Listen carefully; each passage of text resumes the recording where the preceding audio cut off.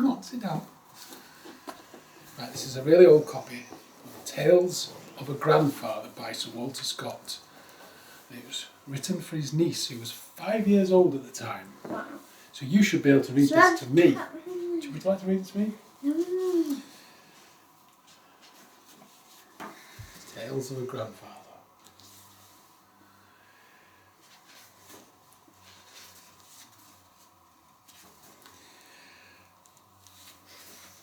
Tales of a Grandfather. History of Scotland, Chapter 1. How Scotland and England came to be separate kingdoms. England is the southern and Scotland is the northern part of the celebrated island called Great Britain. England is greatly larger than Scotland, and the land is much richer and produces better crops. There are also a great many more men in England, and both the gentlemen and the country people are more wealthy and have better food and clothing there than in Scotland. So this was written probably about 200 years ago. Have things changed?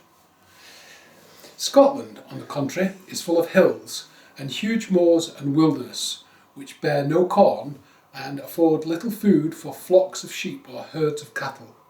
But the level ground that lies along the great river is more fertile and produces good crops. The natives of Scotland are accustomed to live more hardily in general than those of England. The cities and towns are fewer, smaller, and less full of inhabitants than in England. But as Scotland possesses great quarries of stone, the houses are commonly built of that material, which is more lasting and has a grander effect to the eye than the bricks used in England. Now, as these two nations live in different ends of the same island and are separated by large and... Can you get rid of that, please, Rachel? You're distracting me. Get rid of it. It's a baby toy or a dog's toy or something. Right. Now, as these two nations live in different ends of the same island and are separated by large and stormy seas from other parts of the world, it seems natural that they should have been friendly to each other and that they should have lived as one people under the same government. Accordingly, the King of Scotland became King of England, as we shall tell you in another part of this book. The two nations have ever since then been joined in one great kingdom, which is called Great Britain. But before this happy union of England and Scotland, there were many long, cruel and bloody wars between the two nations, and far from helping or assisting each other, as became good neighbours and friends, they did each other all the harm and injury that they possibly could, by invading each other's territories, killing their subjects, burning their towns and taking their wives and children prisoners. This lasted for many 100 years, and I am about to tell you the reason why the land was so divided. A long time since, there was a brave and warlike people called the Romans, who undertook to conquer the whole world, so as to make their own city of Rome the head of all the nations. And after conquering far and near, at last they came to Britain, and made a great war upon the inhabitants, called the Britons, whom they found living there. The Romans, who were a very brave people and well armed, beat the Britons and took possession of almost all the flat part of the island, which is now called England, and also of a part of the south of Scotland. But they could not make their way into the high northern mountains of Scotland, where they could hardly get anything to feed their soldiers, and where they were met with much opposition from the inhabitants. Then the wild people of Scotland, whom the Romans had not been able to subdue, began to come down from their mountains and make inroads upon that part of the country which had been conquered by the Romans. These people of the northern parts of Scotland were not one nation, but divided in two, called the Scots and the Picts. They often fought against each other, but they always joined together against the Romans and the Britons who had been subdued by them. At length, the Romans thought that they would prevent these Picts and Scots from coming into the southern part of Britain and laying it waste. For this purpose, they built a very long wall between one side of the island and the other, and they made towers on the wall and camps with soldiers from place to place. Anybody know what that wall's called? Hadrian's. Is there another wall that they built as well? No, I don't know. This wall defended the Britons for a time, and the Scots and Picts were shut out from the fine, rich land and enclosed within their own mountains. But they were very much displeased with this, and assembled in great numbers and climbed over the wall, in spite of all that the Romans could do to oppose them. So the Romans built a new wall. So the wall we're talking about there was the Antonine. Was it Antonine wall? Antonine wall. This new wall, though, is called the Hadrian's wall. A much stronger one than the first, 60 miles farther back.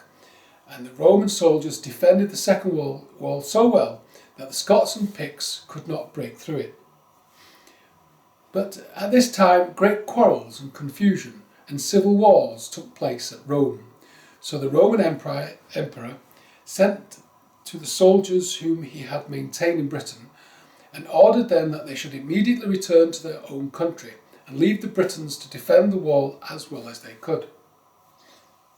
After the departure of the Romans, the Britons were quite unable to protect the wall against the barbarians. Who does he mean, the barbarians? That's the Scots and the Picts. Are the Picts the English? No, they lived in Scotland. There was two tribes in Scotland, if you're paying attention, the Scots and the Picts. But he's calling them the barbarians here. For since their conquest by the Romans, they had become a weak and cowardly people.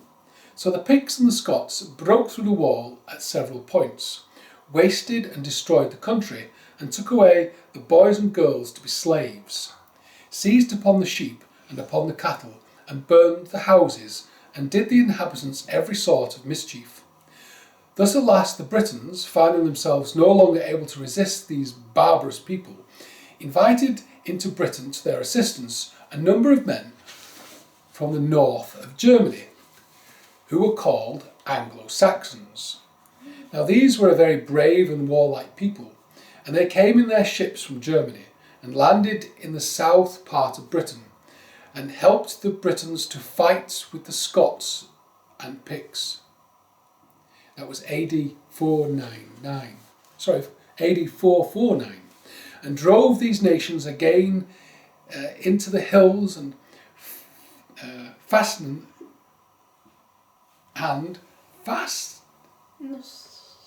fastnesses of their own country to the north of the wall. But the Britons were not much better for the defeat of their northern enemies. For the Saxons, when they had come into Britain and saw what a beautiful, rich country it was, so the Saxons are the people from Germany, yeah? Mm-hmm. Yeah.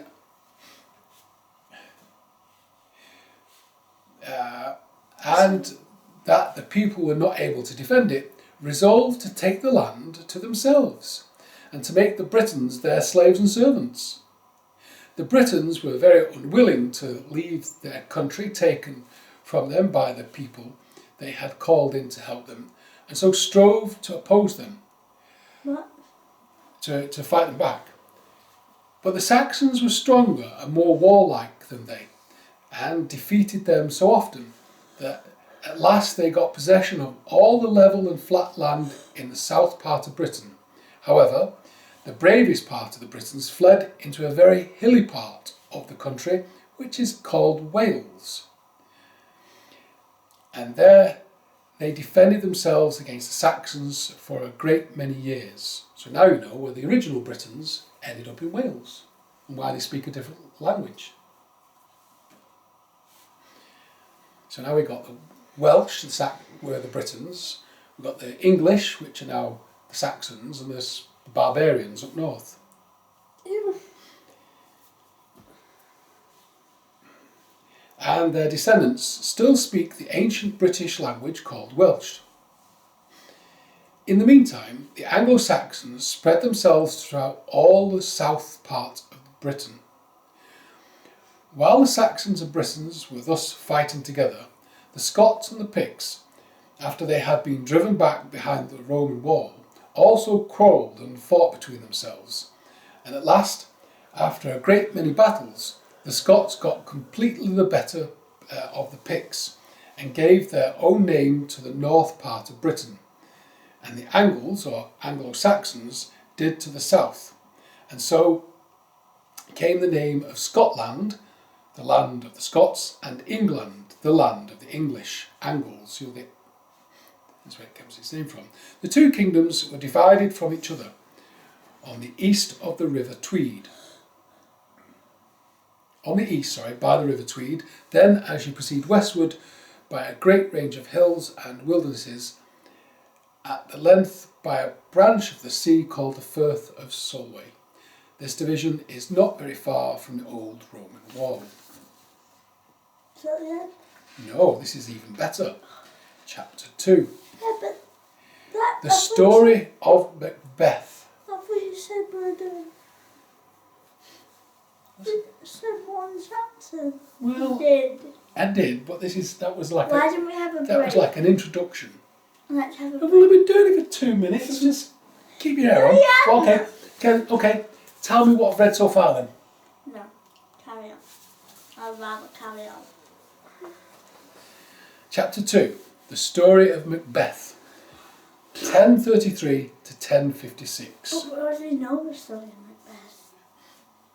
Well, you know Shakespeare's account of it. Alright.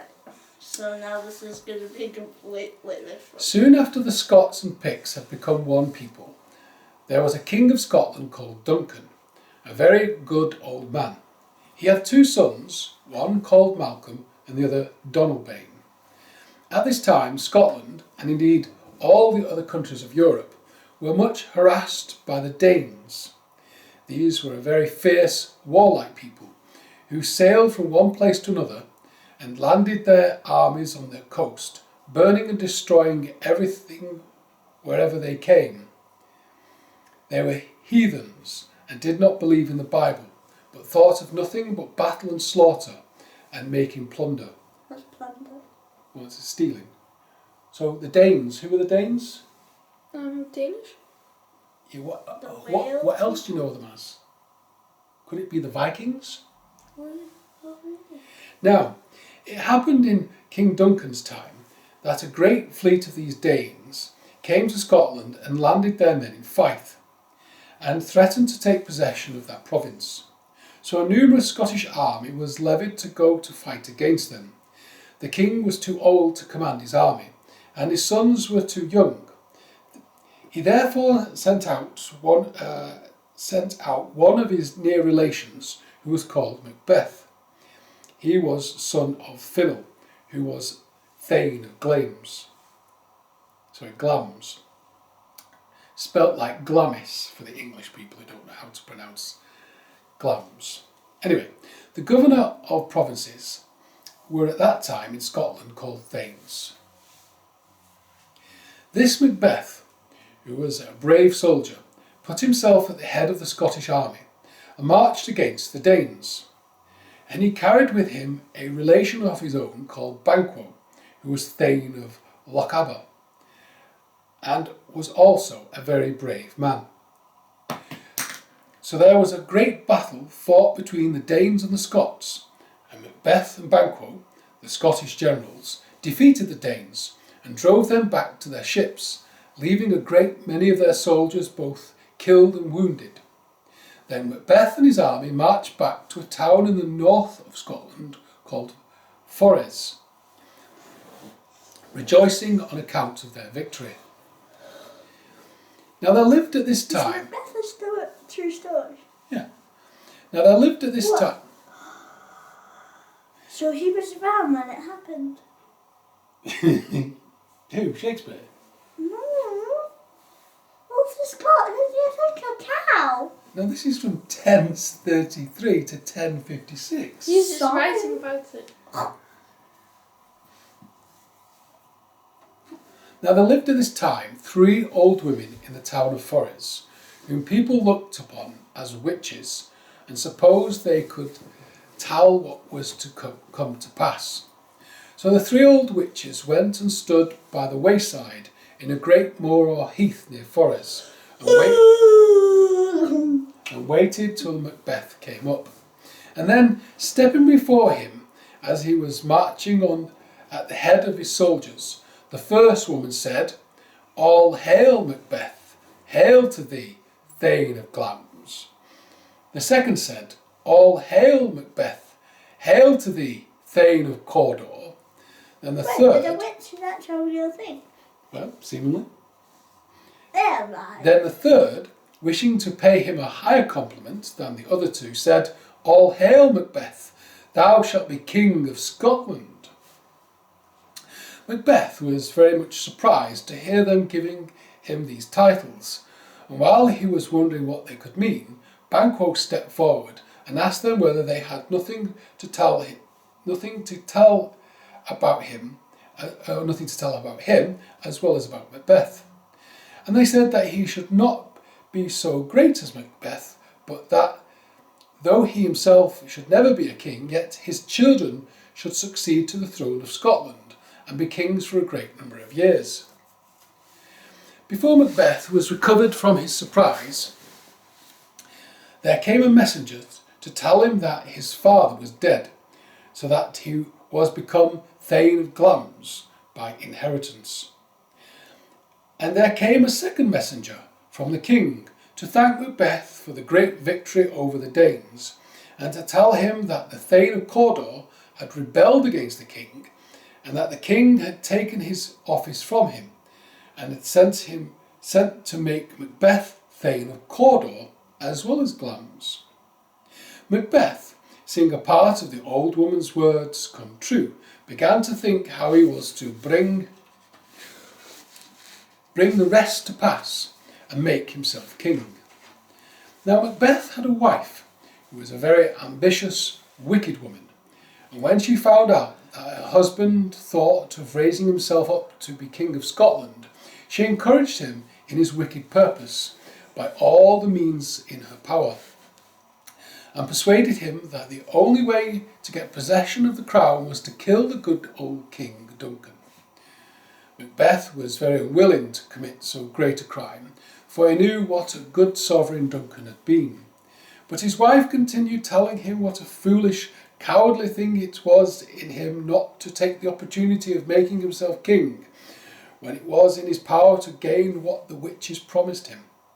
So the wicked advice of his wife and the prophecy of these wretched old women at last brought Macbeth to think of murdering his king and his friend. The way in which he accomplished his crime made it still more abominable. Macbeth invited Duncan to come to visit him at a great castle near Inverness, and the good king, who had no suspicions of his kinsman, accepted the invitation very willingly. Macbeth and his lady received the king and all his retinue with much appearance of joy, and made a great feast, and as a subject would do to make his king welcome. About the middle of the night the king decided to go to his apartment, and Macbeth conducted him to a fine room which had been prepared for him. Now, it was the custom in those barbarous times that wherever the king slept, 2 armed men slept in the same chamber, in order to defend his person in case he should be attacked by anyone during the night. But the wicked Lady Macbeth had made these 2 watchmen drink a great deal of wine, and had besides put some drugs into the liquor, so that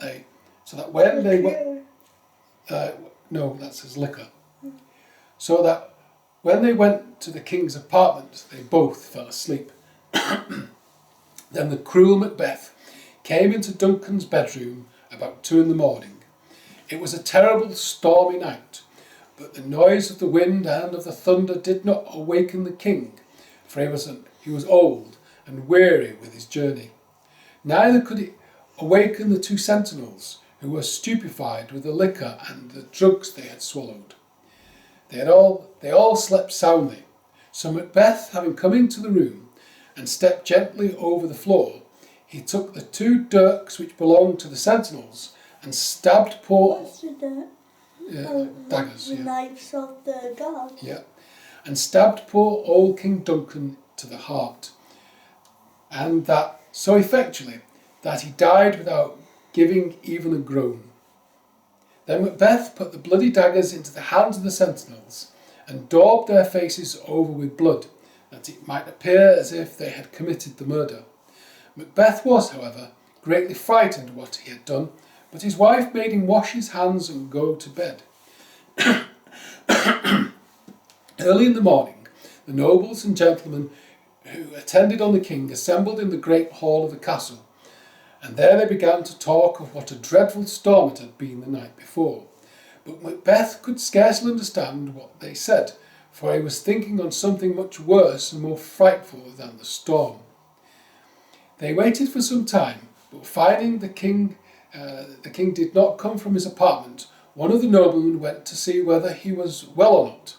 But when he came into the room, he found poor King Duncan lying stiff and cold and bloody, and the two sentinels both fast asleep, with their dirks or daggers covered with blood. As soon as the Scottish nobles saw this terrible sight, they were greatly astonished and enraged, and Macbeth made believe as if he were more enraged than any of them, and drawing his sword before anyone could prevent him, he killed the two attendants on the king who had slept in the bedchamber, pretending to think that they had been guilty of murdering King Duncan. When Malcolm and Donalbain, the two sons of the good king, saw their father slain in this strange manner within Macbeth's castle, they became afraid that they might be put to death likewise, and fled away out of Scotland. For, notwithstanding all the excuses which he could make, they still believed that Macbeth had killed their father. Donalbain fled into some distant islands, but Malcolm, the eldest son of Duncan, went to the court of England, where he begged for assistance for the English king, to place him on the throne of Scotland as his father's successor. In the meantime, Macbeth took possession of the kingdom of Scotland, and thus all his wicked wishes seemed to be fulfilled. But he was not happy. He began to reflect how wicked he had been in killing his friend and benefactor, and how some other person, as ambitious as he was himself, might do the same thing to him. He remembered too that the old women had said that the children of Banquo should succeed to the throne after his death, and therefore he concluded that Banquo might be tempted to conspire against him, as he had himself done against King Duncan. The wicked always think other people are as bad as themselves. In order to prevent this supposed danger, Macbeth hired ruffians to watch in a wood where Banquo and his son Fleance sometimes used to walk in the evening, with instructions to attack them and kill both father and son. The villains did as they were ordered by Macbeth, but while they were killing Banquo, the boy Fleance made his escape from their wicked hands and fled from Scotland into Wales. And it is said that long afterwards his children came to possess the Scottish crown. Macbeth was not the more happy that he had slain his brave friend and cousin Banquo. He knew that men began to suspect the wicked deeds which he had done, and he was constantly afraid that someone would put him to death as he had done his old sovereign, or that Malcolm would obtain assistance from the King of England and come to make war against him and take from him the Scottish kingdom. So, in this great perplexity of mind, he thought he would go to the old women whose words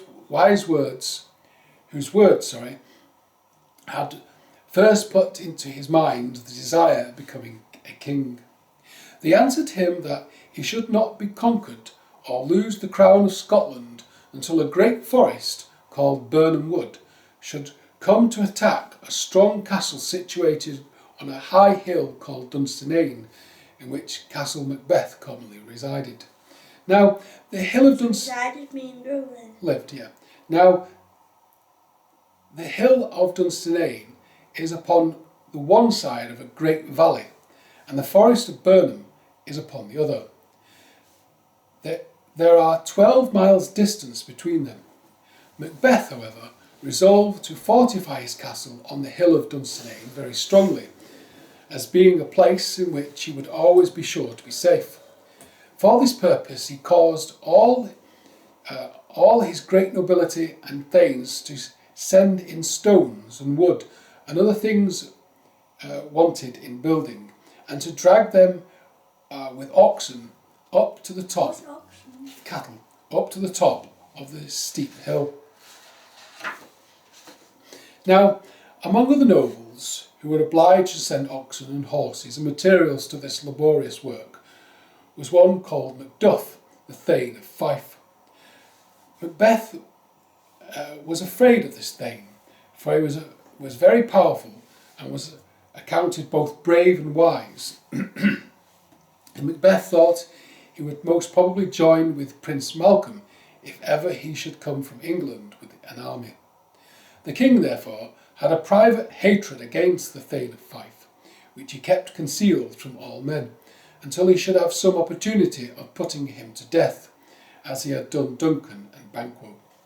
Macduff, on his part, kept upon his guard and went to the king's court as seldom as he could, thinking himself never safe unless while in his own castle on the coast of Fife. It happened, however, that the king had summoned several of his nobles and Macduff, amongst others, to attend him at his new castle of Dunsinane, and they were all obliged to come. None dared stay behind. Now the king was to give the nobles a great entertainment, and preparations were made for it. In the meantime, Macbeth rode out with a few attendants to see the oxen drag the wood and the stones up the hill, for enlarging and strengthening the castle. So they saw most of the oxen trudging. Leave it. Leave it. That's mean. What's wrong? We need to pick it up in a minute, Rachel. What happened? Because he can bite you. What, he bites? Yes. What is it? It's just some bugger of some sort. Right.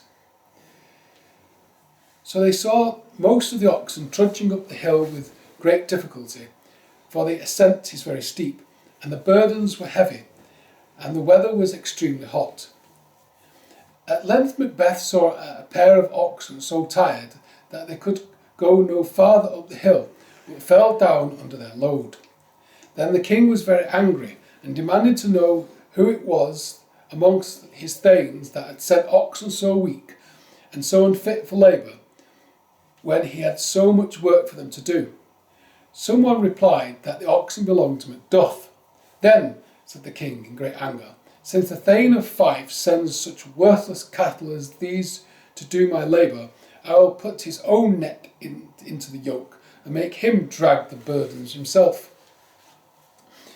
There was a friend of Macduff who heard these angry expressions of the king, and hastened to communicate them to the Thane of Fife, who was walking in the hall of the king's castle while dinner was preparing.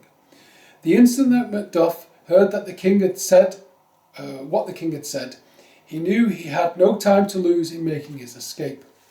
So Macduff snatched up from the table a load of bread, called for his horses and his servants, and was galloping back to his own province of Fife before Macbeth and the rest of the nobility returned to the castle.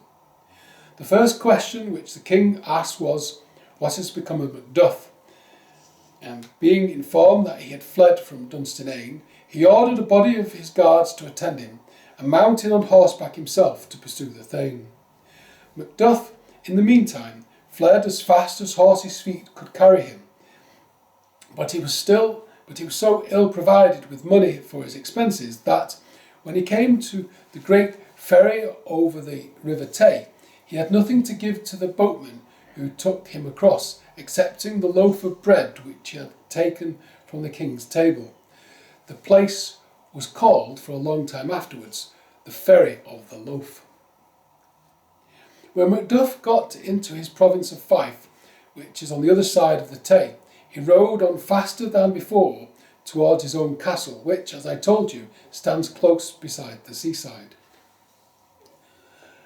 And when he reached it, the king and his guards were not far behind him. Macduff ordered his wife to shut the gates on the castle, draw up the drawbridge, and on no account to permit the king or any of his soldiers to enter. In the meantime, he went to the small harbour belonging to the castle and caused a ship which was lying there to be fitted out for sea in all haste, and gotten on board himself in order to escape from Macbeth. In the meantime, Macbeth summoned the lady to surrender the castle and to deliver up her husband.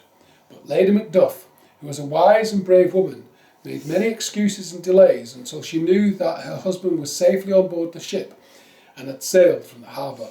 Then she spoke boldly from the wall of the castle to the king, who was standing before the gate still demanding entrance, with many threats of what he would do if Macduff was not given up to him. "Do you see," she said, "yon white sail upon the sea? Yonder goes Macduff to the court of England. You will never see him again till he comes back with young Prince Malcolm to pull you down from the throne and to put you to death. You will never be able to put your yoke, as you threatened, on the Thane of Fife's neck." The king, seeing that the fortress was very strong and that Macduff had escaped from him and was embarked for England, departed back to Dunsinane without attempting to take the castle. Can we stop there for today? This is nearly done. There reigned at that time in England a very good king called Edward the Confessor. I told you that Prince Malcolm, the son of Duncan, was at his court soliciting assistance to recover the Scottish throne. The arrival of Macduff greatly aided the success of his petition, for the English king knew that Macduff was a brave and wise man, and he assured Edward that the Scots were tired of the cruel Macbeth and would join Prince Malcolm if he were to return to his country at the head of an army. The king ordered a great warrior called Siward, Earl of Northumberland, to enter Scotland with a large force, AD 1054, and assist Malcolm in recovery of his father's crown. Then it happened just as Macduff had said, for the Scottish Thane and the nobles would not fight for Macbeth, but joined Prince Malcolm and Macduff against him, so that at length he shut himself up in his castle of Dunsinane, where he thought himself safe, according to the old woman's prophecy, until Birnam Wood should come against him. He boasted of this to his followers and encouraged them to make a valiant defence, assuring them of certain victory. At this time, Malcolm and Macduff were come as far as Birnam Wood, and they lay encamped there with their army. The next morning, when they were to march across the broad valley to attack the castle of Dunsinane, Macduff advised that every soldier should cut down a bough of a tree and carry it in his hand, that the enemy might not be able to see how many men was coming against them. Now, the sentinel who stood at Macbeth's castle wall, when he saw all these branches which the soldiers of Prince Malcolm carried, ran to the king and informed him that the wood of Birnam was moving towards the castle of Dunsinane. The king at first called him a liar and threatened to put him to death. But when he looked from the walls himself and saw the appearance of a forest approaching from Birnam, he knew the hour of his destruction was come. His followers too began to be disheartened and to fly from the castle, seeing their master had lost all hopes. Macbeth, however, sallied desperately out at the head of the few followers who remained faithfully to him. He was killed after a furious resistance, fighting hand to hand with Macduff in the thick of the battle. Prince Malcolm mounted the throne of Scotland and reigned long and prosperously. He rewarded Macduff by declaring that his descendant should lead the vanguard of the Scottish army in battle and place the crown of the king's head at the ceremony of coronation. King Malcolm also created Thanes of Scotland's earls after the title of dignity adopted in the court of England. Thank you. You need to go.